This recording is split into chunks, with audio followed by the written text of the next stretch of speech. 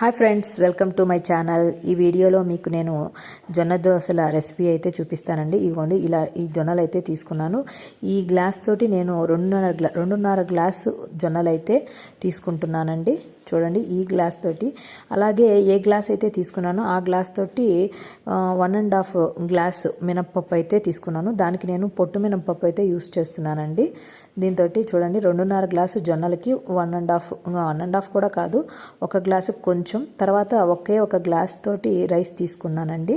మనం ఏ గ్లాస్ అయితే తీసుకున్నామో దాంతో తర్వాత ఇదంతా కూడా వాష్ చేసుకోవాలి. చాలా హెల్తీ బెనిఫిట్స్ ఉన్న దోశలండి ఇవి, చాలా హెల్తీ రెసిపీ.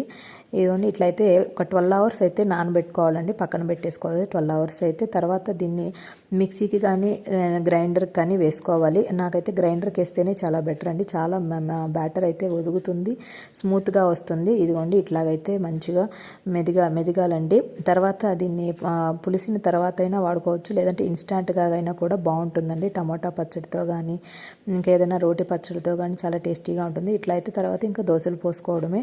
చాలా హెల్దీ రెసిపీ ఫ్రెండ్స్, మీరు కూడా ట్రై చేయండి జొన్నలతోటి. ఇదిగోండి, చాలా క్రిస్పీగా వస్తాయి, ఈవెన్ తర్వాత సాఫ్ట్గా కూడా ఉంటాయి ఫ్రెండ్స్. ఈవెన్ చల్లారిన తర్వాత కూడా చాలా బాగుంటాయి. ఈ సేమ్ కొలతలతోటి చేయండి ఫ్రెండ్స్, చాలా బాగుంటుంది.